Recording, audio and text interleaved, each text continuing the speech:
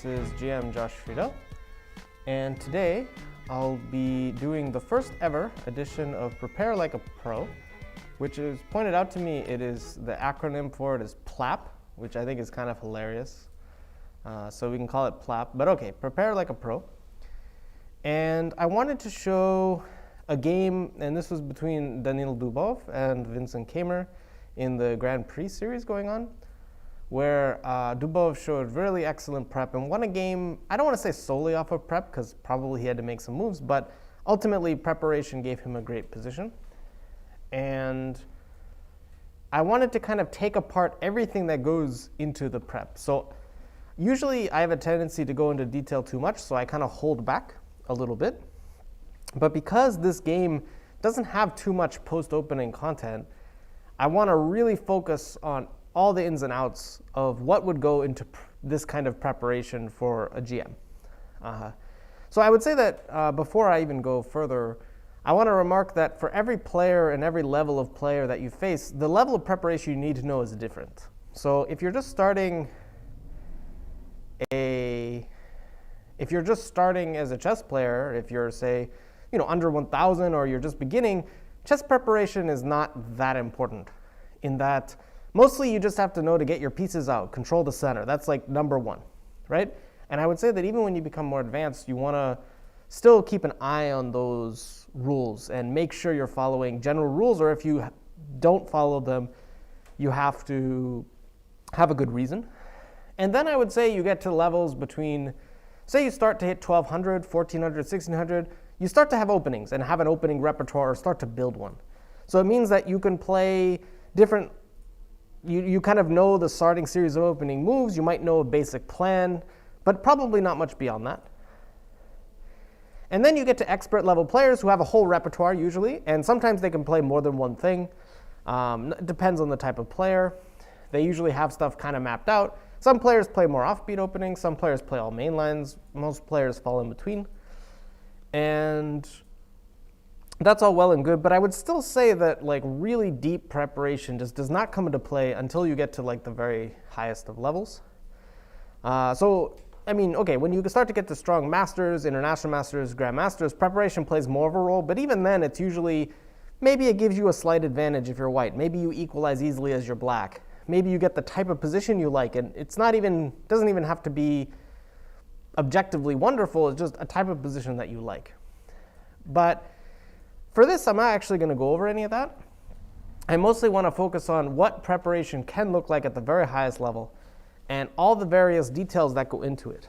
So rather than, again, just show what was played, I want to show all the intricate details. So I'm going to show at least what I know. I'm not by any means an expert in the opening that was played, but I can show you what I know and what I researched and have you guys follow along. So just so you guys know, I will be checking the YouTube chat. So when I ask questions, feel free to give answers. I always like when people participate and ask questions or give moves. But I really like it when people have not just a move, but an idea or a series of moves. So without further ado, let's get started. So Dubov plays e4. He can play, of course, many things. Hey, Davina. And I would say that like most players, you kind of stick to a more or less main repertoire and maybe play a few things. Top players often play everything under the sun. And they partially do it just so that they don't get prepared against. But I would say that almost everyone has at least home territory. So I would say that Dubov is a bit more of an e4 player, I believe. And Keymer plays, again, more than a fair collection of things, but he does play the Caro-Kann quite a bit. So this would be an opening that was sort of expected by Dubov. So we're all here for the bad ideas. E5 is a good move. Yes, I agree, Harsh. But he plays Caro-Kann, and we get an advanced Caro. So just to cover the Caro, just starting off, so I would say that to prepare deeply, you first need to learn how to prepare in a shallow way. And of course, by shallow, I don't mean the typical definition. I mean the first few moves, you have to know what's going on. So basically, white builds the pawn center, and black attacks it with c6, d5. It sounds simple, but knowing the ins and outs of why you do this is actually important. So the the advantage to this is that this bishop is still open. So in a French defense, you're trying to fight for the light squares with your pawns. If you play here, you're fighting for the dark squares, your opponent fights for the light squares, and that's a completely different ballgame. The French defense, which is probably the closest opening to the Caro-Kann, looks very similar, but there are advantages and disadvantages. This move keeps this bishop open, and but it keeps this bishop locked. And you'll see how this bishop being locked is often a big problem in this opening.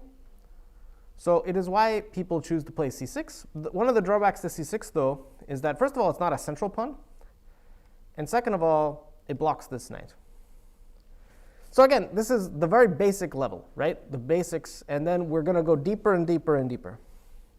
Obviously, these guys know that stuff, but I would say that that's more important to learn first rather than any kind of deep prep.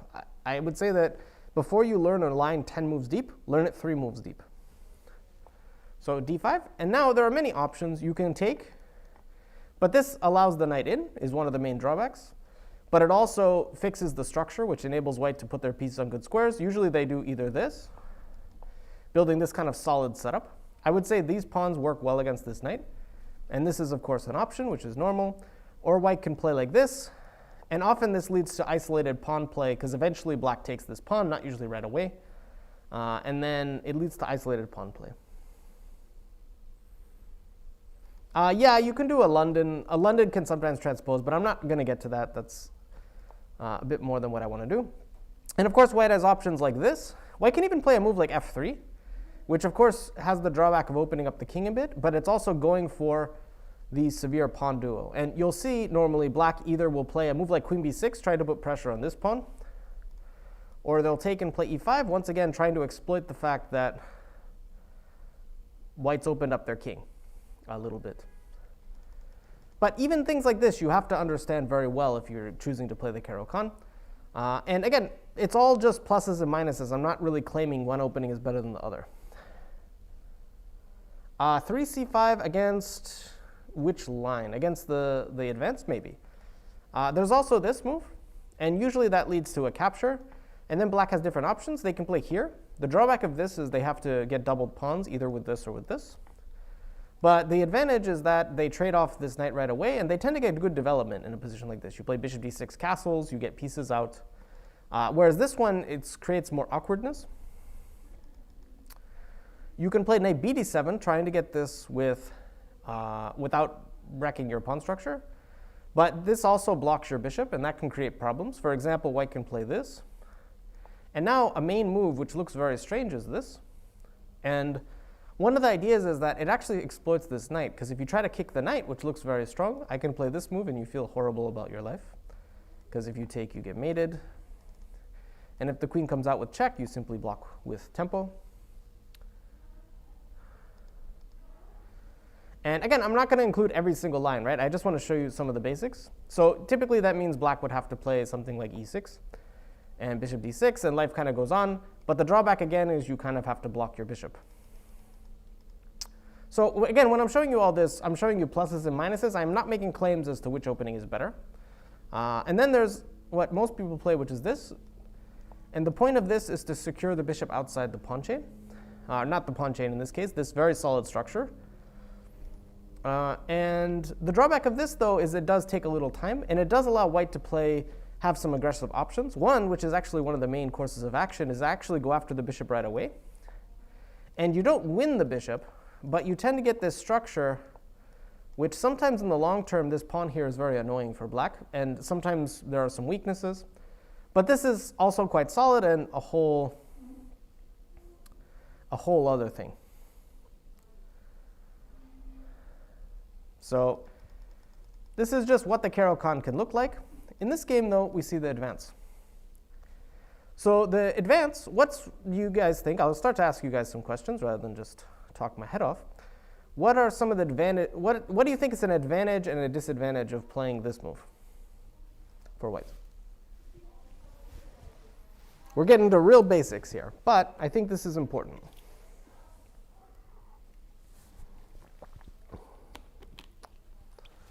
It's funny, I see overextended in space, which actually means the same thing. You're gaining space in the center, But sometimes that means you end up overextended. If you end up overextended, what that typically means is that you've pushed a little bit too much, that your pawn is a little bit too far. You've pushed your pawns a little too far ahead, and sometimes they become weak. So that's one advantage. I would say another disadvantage, and this is the thing people always forget, is that it does not develop a piece, and it's not a tempo move. One advantage, this move for space is of course a much worse move, but it gives white the move back, meaning that white is up a tempo, or a half tempo, or a half move, you could say, compared to this move, because this passes the move to black. That's a very significant downside. An upside, as someone pointed out, is it does take the f6 square away from the knight, which is a pretty big deal. It makes it harder to develop. And again, this is all basic stuff, but you want to have a clear handle on it. So in this position, the main move for black is to play bishop f5. Again, the whole idea of this is to get the bishop outside the pawn chain, and then you're a tempo behind a French, but you have a bishop outside. So what I mean by a French is, let's say this happens. This is very normal. Black can play this, and they're up a tempo because they have a pawn here. But their bishop can also not get to f5, and often the bishop on c8 ends up bad. Again, not making claims about whether it's better or not. That's for people smarter than I am. But showing you how it works. Whereas here, if black wants to play this, which believe it or not is a move, they're a tempo behind because they don't have this. But that also gives them options. So if white plays more passively, like if they play a move like this, and let's say we just do this, and black goes here, black's actually quite happy here because they have a very nice structure. They're attacking d4, which is the weak pawn in the center. If white ends up overextended, that's probably the pawn that's going to be weak. And the bishop is outside the pawn chain, so you don't have to worry about having a bad piece. So even though black lost time by doing this, they did well because white played more passively. So overall, these positions tend to be decent for black. So typically what white does is they actually break apart their own pawns. And normally this isn't recommended all the time. But the advantage of this, so black can either go here trying to take this pawn, or play knight c6 first, and then either e6 or bishop g4, and there's all sorts of theory. But the main point is that because black's a tempo down, white's trying to open the game. So this is something I want you guys to remember, not these moves necessarily, but the concepts. If your opponent loses time, you're more likely to want to open the game. But if you play slowly, and they get a bishop outside their pawn chain, it actually works in their favor because their extra tempo allowed them to get their bishop out. I think it's fine to play almost any opening, like as long as it's sound and relatively sound and you like it. I don't want to say you can't play this or you can play this. There are certain openings that are much more difficult to learn. But I don't know, I grew up playing Panov, and I think it's a fine choice. You learn about isolated pawn positions. I think a lot of people are not comfortable playing with an isolated pawn. And I would say that because I played Panov a lot, I learned to be comfortable with an isolated pawn. And you kind of take that with you. And it doesn't mean I seek isolated pawn everywhere. It's just if I get an isolated pawn, I know how to play. And it's one of the important things. So bishop f5 is very direct. So getting the bishop outside the pawn chain. And I don't want to discuss these moves like too much. White has endless choices here. They can play moves like knight f3, moves like h4, moves like knight c3 and knight d2. Pretty much everything is possible here. And it's very hard to explain each of these moves one by one. The main thing, though, is you have lines which aim to develop and then kind of play c4 at some juncture. And you have lines which aim to expand on the king side, which also makes sense because when you have a pawn chain pointing this way, that usually means you want to play on the king side. You play where the pawn chain is pointing. So trying to play on the king side ends up making a lot of sense. So moves like h4 look crazy at first, but when you realize that, well, first of all, it prevents e6 because you're going to trap this bishop, and e6 is a natural move. And it also expands on the side of the board where white's going to have more space. It starts to make sense. And trying to develop in various ways is another thing. I've played, for example, I've used to play this system. And this system, the main purpose is black wants to get in this move, and the knight on b3 makes it a lot harder to do. Seems simple, but sometimes ideas are just about that. I don't want to say which opening you should play and which opening you shouldn't. Again, these are not, I hate it when people are very firm on this because I think that we don't really know what's objectively better, and it doesn't matter for most players. the most important thing is that you understand not only what you're playing, but the purpose of what you're playing. If you play knight d2 to b3, understand you're trying to aim against c5. In the game, Dubov plays what, in my opinion, is the most intuitive. He simply develops. So knight f3, e6, bishop e2. He simply develops pieces. So you can play bishop d3 and try to trade bishops, but trading these bishops doesn't really help white's position. And in general, when you have extra space, keeping pieces on the board is kind of nice. So g4 is actually playable, as far as I know, although it's considered slightly dubious because black can play here, and that forces f3, and then the bishop goes back, and f3 is a little bit of a weakening move. So it's one of the disadvantages of playing this way. You can often end up overextended. So knight f3, e6. And again, some of this might be disputable. As far as I know, g4 is not considered the best, but it's still played by GMs, right? So it's not that bad. But OK. So e6, bishop e2. And here, black has various options. So the most direct is to play c5 immediately. That's what black's shooting for. Any kind of structure like this is a French structure, whether you like it or not. You could be playing a Caro. It's a French structure. But most importantly, what that structure means is that you have to play for the break c5 or the break f6 at some point. Playing for f6, especially down a tempo, remember, if you're doing this, you're down a tempo, is very difficult, but it can happen. But you have to crack at the pawns in some way eventually. If you never crack at these pawns, eventually you're just going to have no room for your pieces. And notice how white has not traded anything. So this is not a very good thing for us if this happens. So Keymer plays c5, but there are other options. There's a slower way of playing with knight d7. But the drawback of this is that if you ever play c5 now, this knight can't go to c6.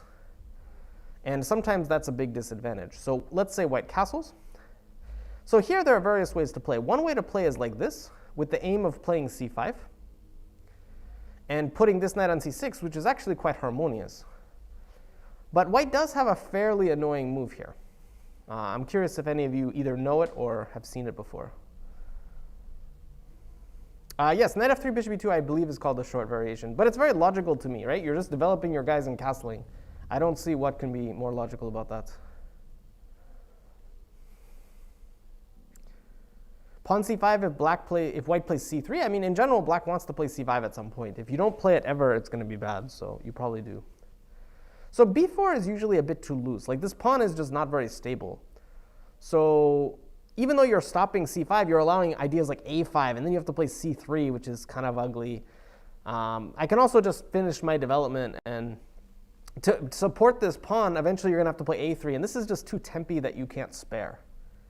You don't want to play b4 if all you have to do is just like hold on to your pawns for dear life. And of course, eventually, if black wants, they can try to play b6, c5 as well, right?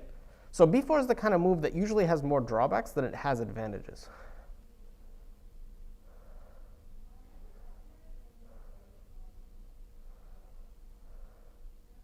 So in these positions, yes, black usually does want to play c5 and trade on d4. There's no backward pawn, but we'll get to this in a bit. A move like bishop g5 looks nice, pinning the knight, but the problem is that after h6, this is a move I want to play anyway. And now you're going to have to move your bishop again. So I would say that overall, this is not the kind of move you want either. Very good, Lionel. Knight h4 is actually quite an annoying move here. The idea being that now, because this bishop is always attacked, notice how the queen no longer controls that square. Because the bishop's always attacked, it's very hard to move this knight. So for example, usually the bishop drops back to g6, so that after takes, you can take with the h-pawn if you need to. So white usually plays something like knight d2, c5, c3. And the basic thing is white waits. And the second this knight leaves, they take and play knight f3. And this position looks like it's OK for black, because you have a decent structure. This is a very nice, solid structure. You've given away, you've given up the two bishops, but you've given up your worst bishop, your light squared bishop. You haven't given up your dark squared bishop. But the drawback to this is that castling is never safe. If you castle on the king side, you're walking into h4 kind of attacks, a piece on g5, h5, stuff like this. If you try to castle king side, it's very risky. And you just don't have any active plans. So I think, at least when I was looking at these positions, I think these positions are considered a bit better for white. Black has ideas. I'm not going to say that black has nothing. These still are very playable positions, and you might like them. But in my experience, white has a good shot for advantage in positions like this. Because of that, black's play evolved. And this is part of how opening play changes. Preparation is not just, it wasn't just done overnight, right? Like it took years and years of perfecting. So one of the things that a lot of people do now is rather than play knight e7, they play the move h6. And this is designed to combat knight h4. So let's say white plays knight bd2, which is a typical useful move, knight e7, knight b3, again, discouraging this move. So because g5 is really hard to achieve now, because then you're a bit behind a development. h6 is not a developing move. So black usually plays here. And this line gets really unclear. But this g5 move puts a little pressure on this knight and makes it so that black can maybe play bishop g7, f6. Maybe they can play queen c7, castles queenside. And it gives them different options. So these lines are very complex, but this is a way that black can play here that combats this knight h4 idea. So that's knight d7, right? There's also a move which is kind of a funny move, which is knight e7. So the purpose of this move is that you're kind of staying flexible. You can play with knight d7 or you can play with c5. So it's kind of a bit of a flexible move. And playing knight h4 in this position makes a lot less sense. I think the main reason is that my knight's not stuck on d7, so I think I can play like with c5, knight c6 right away. So, and if you take here and take, this is not anything that black worries about, and you have good pressure here. So I think because of that, this is actually kind of a clever way to play. So typically white castles. And now black can still play knight d7, of course, and then knight h4. But they play c5. And this is a kind of position where it's very, very complicated. But the key here is to understand what the drawbacks, the advantages and disadvantages of playing this way are. So if you were white here, how would you approach playing against this move c5?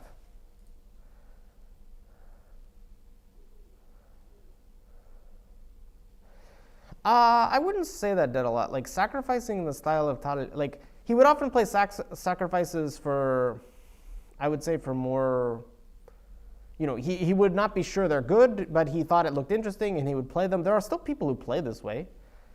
Maybe not as well as he did it, but I would say that it's harder to do that now because people defend better now, especially at the highest level, but I think at all levels. If you just sacrifice willy-nilly, people know how to defend. They don't get as thrown off. And part of it is because computers defend so well, but I would say that that's part of it. So c4 is a very natural move. One of the drawbacks of c4, I've always, is that it does weaken this d5 pawn. So sometimes white will just go c3 and just try to be solid, but one very common way to play, which I think is very decent, is to try to crack with c4. And this is an approach to playing, which I think sometimes amateurs in particular forget about this, which is that when you're up in development, meaning you're castled, your opponent's not, right? Black's nowhere near castled. You do anything you can to open up the board. And what black does is they just want to keep things closed and play here. So you have a kind of a funny situation because neither side really wants to relieve the tension. If you take here and allow the knight out, you've really helped black a lot because now they're closer to developing. If you take here, sometimes you allow a move like d4, threatening d3, and then this pawn is quite weak. So it's kind of like none of your captures work. So you got to try to keep tension. So how do you improve your position as white now? And this part is a little bit tricky because, like, how do you justify this,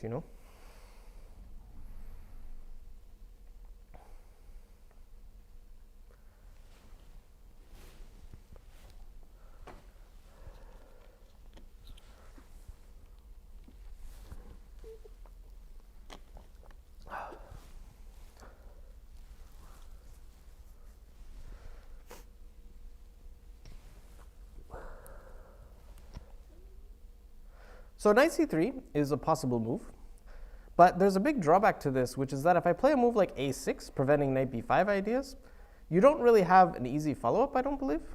Like you can take this pawn, but again, this helps me.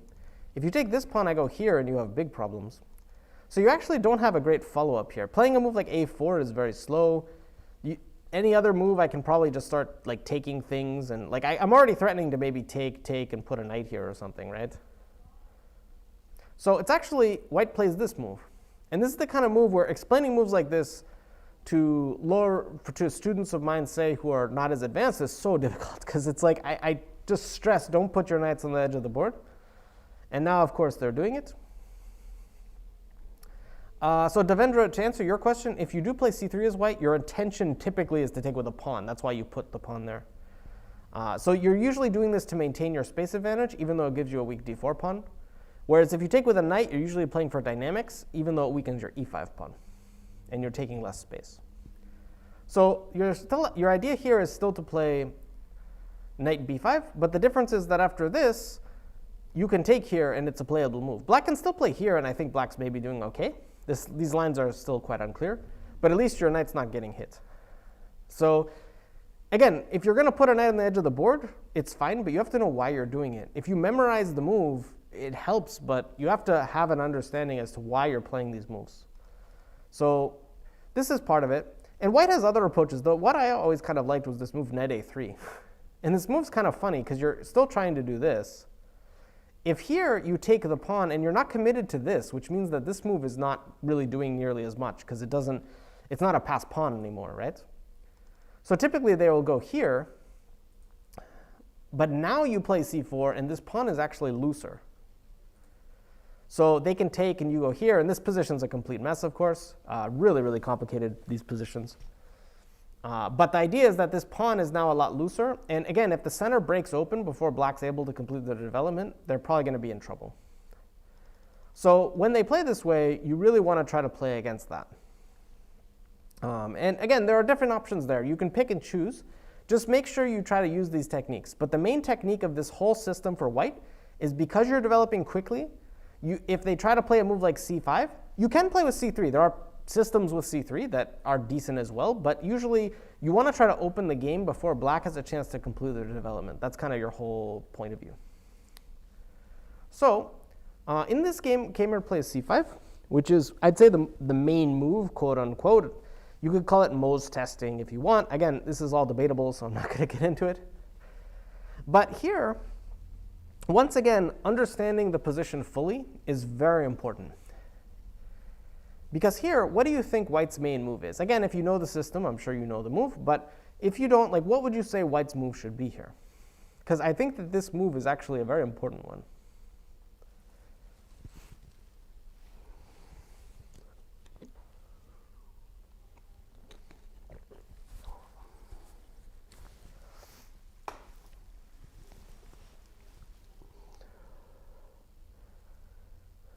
And I'm sure you guys are going, wait, are we ever going to approach Dubov's novelty? And yes, we will. But I would say that he didn't even have really, it wasn't even a huge novelty. It just was really good preparation, and he clearly had a better idea of the position than Keymer did, and that's what happens. C4 is a possible move, but you have to keep in mind that here I don't think it's quite as clear, because after c4, I can probably take that guy, and then my knight comes out to c6, yeah? And the problem is, after knight c6, my bishop's not blocked. Taking on c5 doesn't really do as much. It almost is better not to have this knight on e7 here. So this is a playable move as far as I know. Yeah, I'm pretty sure this is some line. You play knight c3, knight c6, and life kind of goes on. But I think black's considered to be doing just okay here. So knight d2 here doesn't really cut it either, because I'm just going to play knight c6. I've already gotten in the move c5. So putting the knight on b3, at least to me, makes less sense. You can kind of play this way, and maybe you can just take and play knight b3 or something, but I don't know. I mean, this doesn't look that special. My bishop's developed. My knight comes out next. And I don't really foresee too many problems here for black either. So a move like knight d2 is probably not what you're looking for.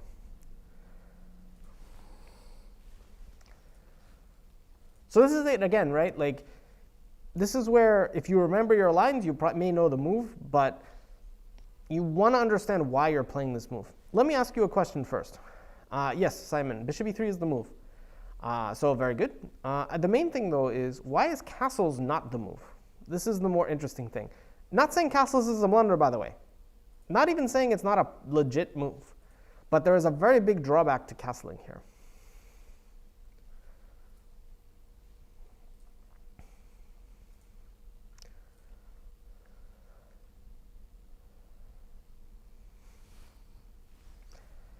What is the main drawback to castling?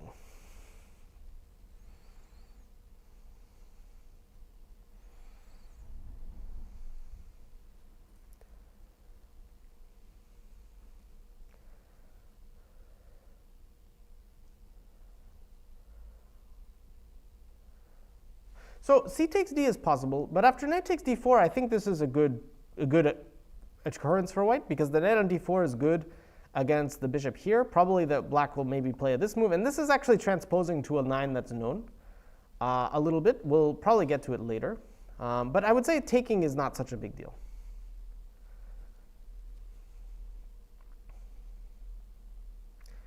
Queen b6 does put a lot of pressure on the center, but I actually would say that that's not such a big deal either.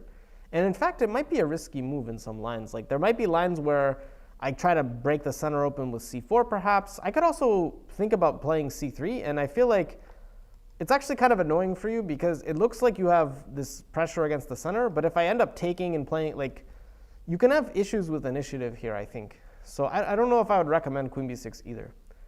You have a much simpler move here for black, which I think is probably better.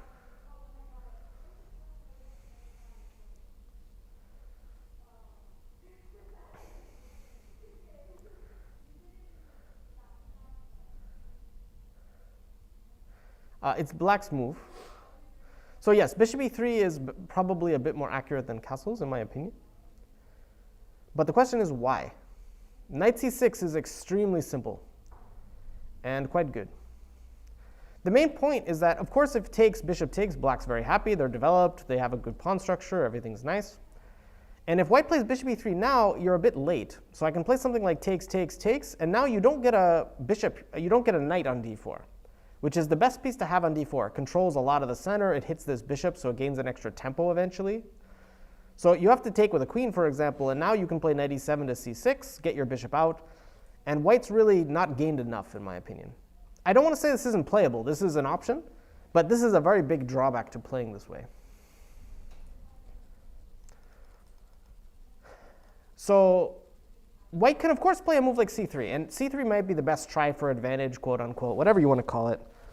But playing c3 means you're playing a bit slower, you're allowing black to finish development. You're not playing quite as aggressively. So it doesn't make it a bad move, but I would say that black's opening has succeeded a little bit because they have a very comfortable setup here. The reason you play this move is because now, first of all, if they take this pawn, you play knight takes, knight e7. So this is actually a known line. So if the bishop moves, it's very, very slow. And it does allow possibilities like c4, ripping open the center, maybe after castles. And black can end up in trouble because they're not very developed. So typically they play here to get development. So taking a bishop like this unprovoked is usually not great, especially with the bishop on e3. This bishop is now misplaced and probably has to move. So you don't really want to take the bishop. But once again, I do think that an accurate move is needed here for white. Hello, one and all. So what accurate move is needed for white? Keep in mind, black's next move is going to be knight b5, most likely.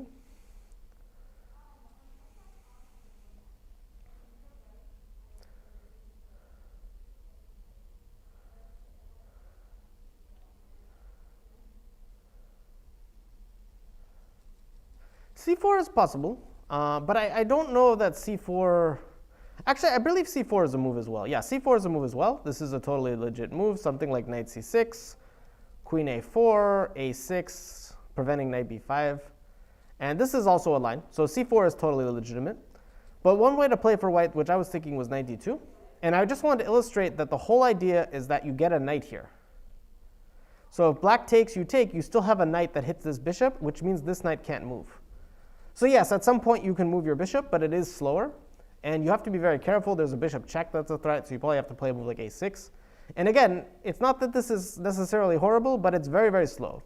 And in fact, most people don't play that way. Most people will play either bishop e4 here or bishop g4 and try to keep tension. And again, it's an unclear position, but definitely white has some decent chances here.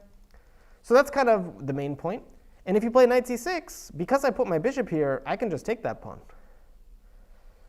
And sure, it's not the only line. Black has other options, but in general, this is not such an easy pawn to get back. For example, if you play queen a5 check, I play c3, you can't really take the pawn because of b4. So bishop e3 combats knight c6. So c takes d, of course, is a very playable line, c takes d and knight e7. But the really sharp move, which is what Keymer played, is queen b6. If someone plays queen b6 against you confidently, you probably know they know this line.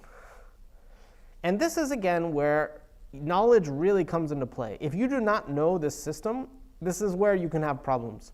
So I talked before about how you're a certain level, you don't really have to know the opening as much as principles. That's totally true.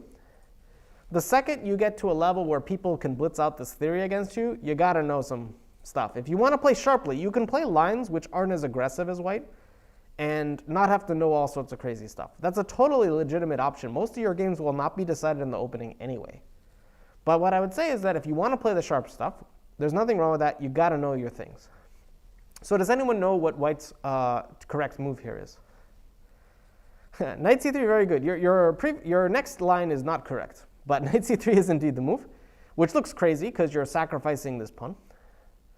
But the idea, there are many ideas here. And part of it, though, it makes logical sense. Black is not developed. Black has one bishop out and a queen. And we know queens don't count for development, right? And white's one move from castling. Black is at least 3. So what that tells you is that playing for aggressively, playing sacrificially makes sense here. So someone asked me about playing like Tal and all of this.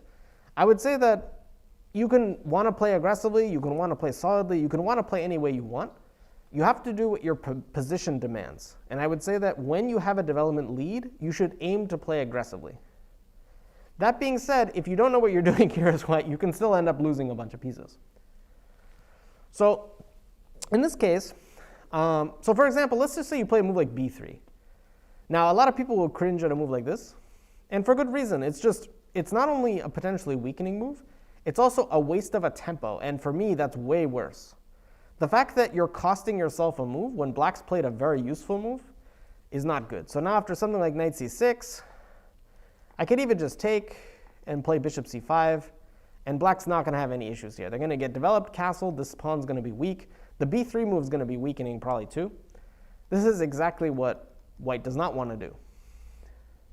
Now, one option for white, which is actually quite interesting, I find, is the move castles. And this is where you can actually do prep that throws people off horribly. Knight c3 is what most people will know. Probably a lot of people won't know the move castles. And if you throw this at someone and they don't know it, you can actually get a free win or a really huge advantage. So my first question to you guys, let me try to get you guys to do it. Yeah, 2 a.m. it's hard to calculate, but it's good practice. So you learn to calculate when you're tired. So my first question is, should black take the pawn on b2, or should they play a move like knight c6? What do you guys think?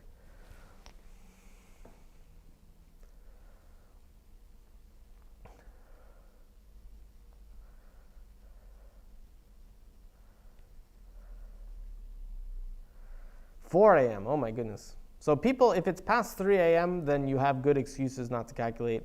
If it's before 3 a.m., you should still calculate a little. If it's 3 in the afternoon, you can fall asleep. Those are the general rules. So knight c6 is kind of what I think a lot of people would do, like, that pawn looks dangerous, I don't want to eat it. But the problem is if you play a move like queen b6 and you're not willing to take this pawn, sometimes that leads you into trouble because it's kind of like that's the whole point of your play.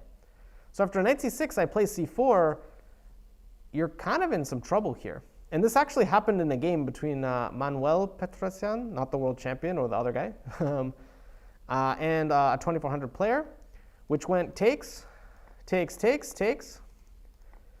Black has to take this rook, otherwise they're just going to have an awful position. Queen b3 hitting this pawn, castles queenside, knight c3, he has to sack the queen. And believe it or not, black's already toasted. They have no development. The queen's kind of better than the two rooks when the rooks can't get out. And white has a huge attack. So black tried to gab some material, but after takes, knight b5, white got a huge attack. Again, pieces lying on the back rank, not going to do very well. So this is, again, how you can just win games sometimes. So after c4, I think black's already in some trouble. The best move is queen takes b2, in my opinion. And now white still plays c4. And believe it or not, I think black only has one move that keeps equality or keeps chances for equality here. So best of luck to you, black to play. Only one move.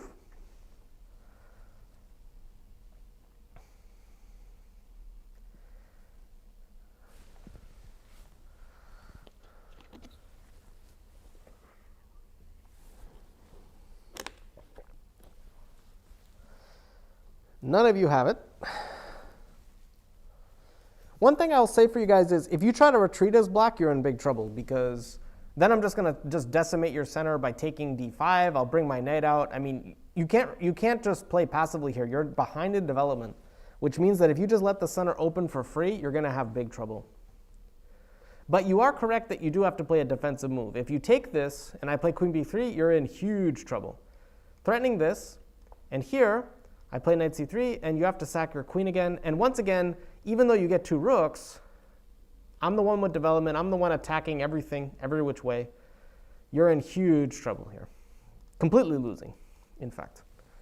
So when I say that openings for most players don't matter, if you get to a stage like this and white knows the opening and black doesn't, it matters a lot. Yeah, none of you have found the move which doesn't lose. Or which doesn't get to a very bad position, let's say. I'll give you a hint. Ask yourself, what is white's biggest threat here? It's actually a very, very simple threat.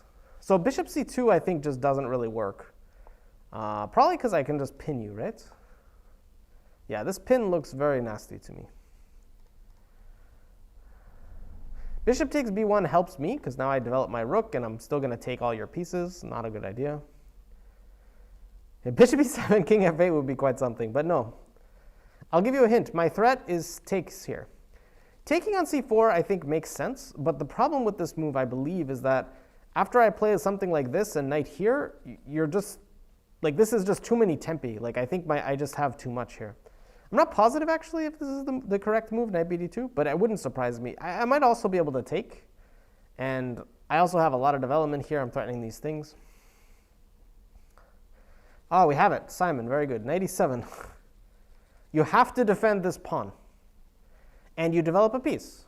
So this really, really works out well. Because if I take on d5, then you play knight takes. That's good for you. So I play here. Knight c6. Knight b3, this was all tried. Takes, bishop takes. Rook d8, also necessary. You don't want to castle into this kind of attack. And here it's all sorts of craziness, but black's doing okay. There are lots of possibilities. I don't want to get into everything. But the main thing to take away is black is doing okay. But you have to know all of this stuff in order to play this. So if you want to surprise someone, a move like castles could be really, really nice. In the game, knight c3 is played, which is the main move. And this move is also kind of interesting. So black can try to close it up with a move like c4. And this is actually kind of an interesting way to play. But the drawback is, with any kind of c4 move, I can start doing this to try to play for b3. And this can be quite annoying. So for example, queen d8, castles. You don't want to walk into bishop b4. So usually black will do this. And I think this kind of position can be very, very dangerous for black. You kind of turn into a weird French where your bishop's out here. But the problem here is that this bishop is actually not very good, because you have to defend your b-pawn. So people do something like this. And now you can play bishop g5, important move, and then knight h4. And this bishop just has all sorts of problems.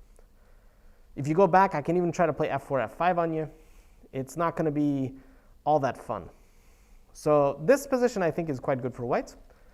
The Caro is very sharp. It's a very interesting opening. It truly is. But you have to really know what you're doing. Queen takes b2, though, you have to know what to do against. And this is where knowledge really helps. So if you don't know this move as white, good luck finding it, is the thing I would say. It's one of those moves where without knowledge, it's quite difficult. I remember there were lots of games where this has occurred, but one I remember very distinctly was where I think it was Larry Christensen played this against Yasser Seirawan in a US championship. Yasser hadn't played in a lot of years, and I think entering this sharp stuff, especially against a player like Larry, was a bit dangerous, and I think he lost really horribly here. So rook b1, I can take your knight, and I don't think you're doing a lot. If bishop here, I can maybe take your pawn. It's a lot of pieces to give up. Knight b5 is the old move, so to speak. But believe it or not, this move is actually not so great, because I can pitch the exchange like this. So white usually will play here. Something like this. Because if you try to play, like if you try to go for this, I take, bishop takes c2, and this position is actually quite bad, because I do this. This knight's going to be lost, and I have these two pawns for the exchange, which is way too much. So knight b5 is actually not such a great move. You can still go for this if you play like this. And this position is actually not that easy. I think one of the keys here is that you have to put your bishop back on e8. And I'll show you what happens. One of the main tries here is something like bishop d2. Knight out. h4 with the idea of playing here. And believe it or not, this position is important. Black can take because knight g5, I can simply retreat, and this pawn's defended. So you have to put the bishop on e8. It also helps because your knight has the c6 square, I'd say is also important. I mention it because a lot of people put the bishop on c6. But these are the kind of details you need to pay attention to, even in these lines which aren't the best. Like, you got to know your stuff. Now, would someone like Vincent Keymer know a lot of this? Probably. I would suspect he would. But most players, especially who are not GMs, to know all this is difficult. Even for GMs to know all this is difficult. So you can surprise people a lot. But knight b5 is not considered the best move these days. I always liked it, Devendra. I thought c5 is kind of interesting. You just have to be very careful because you are behind that tempo right away. And I do believe that white does get some advantage there. I think that's what people who know more about the Caro-Kann than I do tell me. So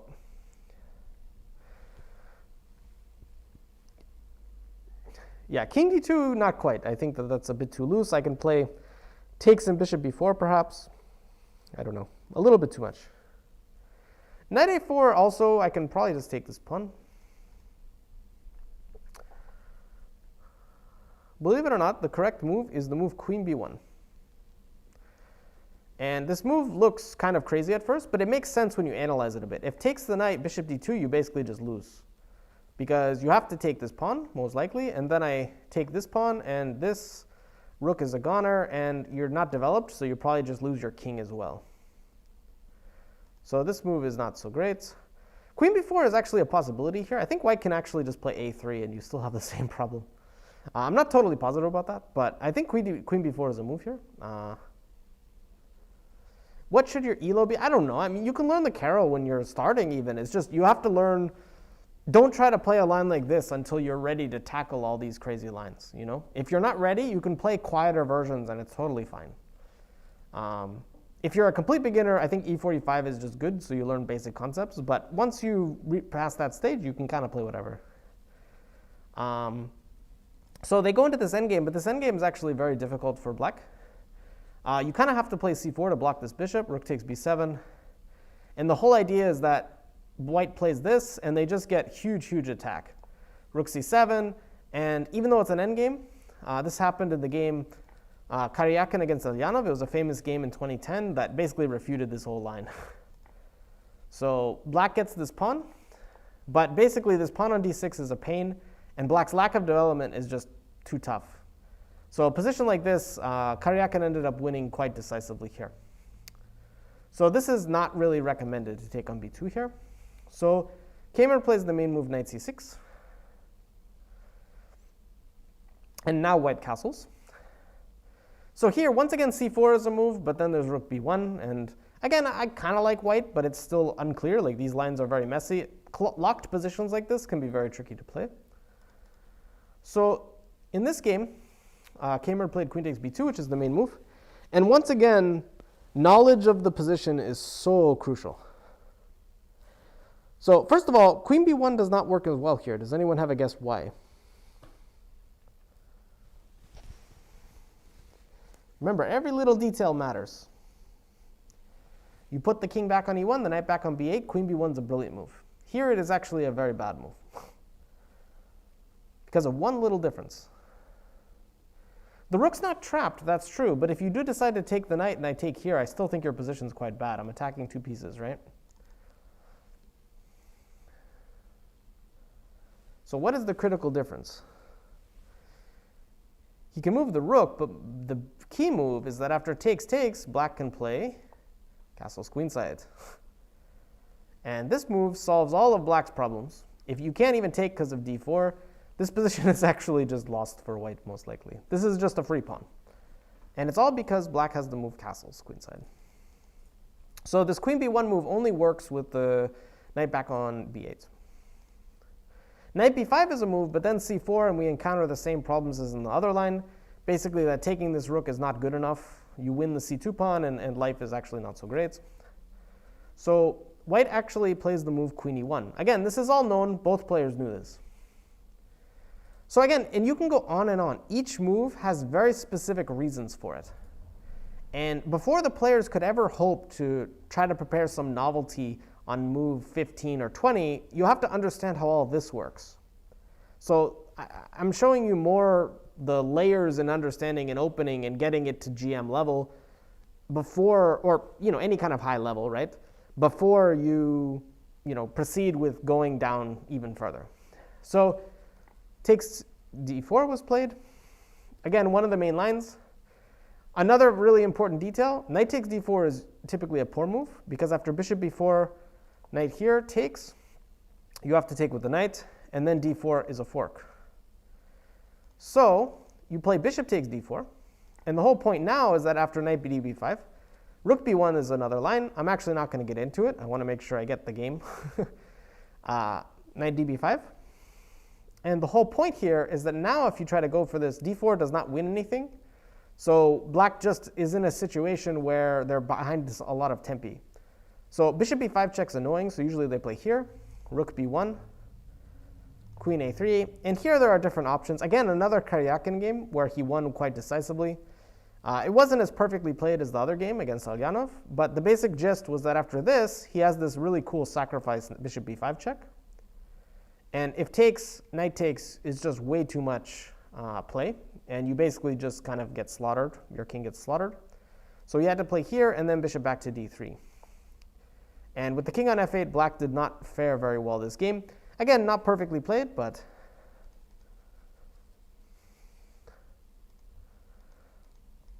that's the general idea.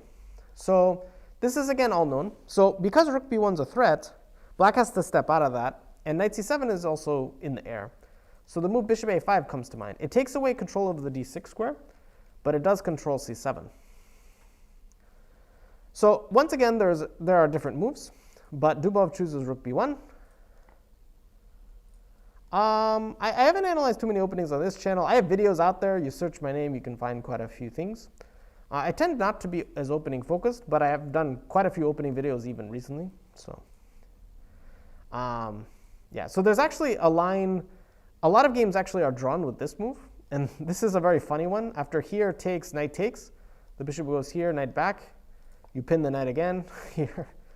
A lot of games draw this way, but Dubov is a fighting player. He plays rook c1, queen b2, knight a4. And this has, again, all been played before. But the whole point is that if you don't play knight a4, your pieces are just completely tied. So you do this. The queen exchange is forced because you're threatening queen takes bishop. So you have to exchange queens. If knight c7 is a threat, you must play bishop a5. So keep in mind, move 16, both guys still are in theory. Both guys still know what they're doing. And a lot of it's because they've studied a ton, but a lot of these moves are actually relatively forced. So white plays knight d6 check. So notice how black's up 2 pawns, but because white has a big lead in development, black has to be very careful. So the king goes to e7, white nabs one of the 2 pawns. So this is another detail which I believe Keymer gets correct. So there are 2 moves here, bishop here and bishop here. You have to really stop rook c7 check or you're in trouble. The move bishop e6 looks more logical and of course would probably be played first. But white has the move knight a4. And this move is a very big problem because if knight takes bishop here, you're in trouble. You can't really go back now because knight a4 is such a nice improving move. You don't really want to give that for free. So a move like bishop d4 would be logical. But now you can play this. And the idea is that black, believe it or not, black should probably sack this piece. But sacrificing a piece, of course, is very difficult. Because if they go back, rook c7 check, knight bc5, and they're just under a brutal, brutal assault. Notice how you can't take this because I have a fork. And this position is already very bad for black because their king is just in huge danger. And they also don't have very many moves. But again, this is really difficult stuff to know, to figure out over the board. So this is where if you don't have knowledge, like you're like, well, I know an opening 18 moves deep. How could that not be enough? If you're playing a forced line, you have to know it as far as it goes. So bishop d8 is correct. And the idea is that you don't give this tempo for free. So a move like knight a4 now is less effective because it doesn't threaten anything. You can just play a move as black. So you take. Once again, you don't want the rook coming to c7, so black takes with the king. This also allows the knight to come out. So black's up one pawn, but they still have some development to catch up on. Rook fd1. And this is where things, are not so simple. I would say that the main thing that white's trying to do is activate the knight with knight c4. That's one of the purposes of putting the rook on d1. Otherwise, there's no real reason to attack a pawn that's defended so well on d5. His main purpose is to be able to play knight c4. G4 just restricts the pieces, so black can't play g5 to get the king out. That's actually an important detail in a lot of positions. You want to throw this in so that pawn can't get out here when the king can get out this way. Kind of an important detail.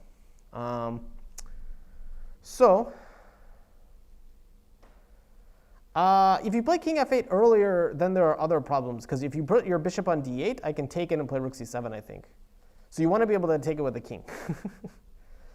This is all very complicated, guys. It's hard to explain with everything. You can play king e7 here, but that allows the check. So you don't really have, the problem Keymer has is it's hard to develop. I think knight e7 would be the most logical for me. Knight c4. And here I think that he really has to try getting his rook on h8 out, so a move like this.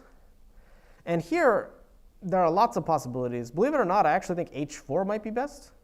I think computer recommends this, and probably this is what Dubov had in mind, or something similar.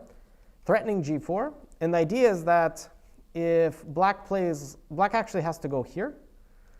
Because in this position, if they play h5, for example, you can simply play knight d6, and you're threatening this check. And this pawn is actually very bad. You're threatening just to take and take on f7. You can move away. You just have way too many options. So you can't afford a slow move against this.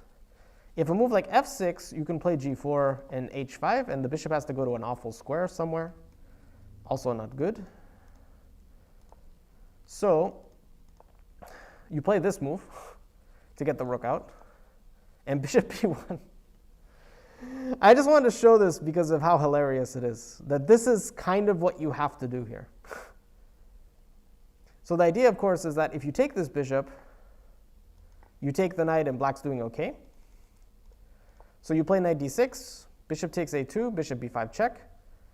Black can't go back because of mate. So you have to sack the exchange. And this position, I thought black had some chances, but maybe white's a bit better. So just to give you an idea of what can exist in these lines, this is the kind of stuff that these guys prepare.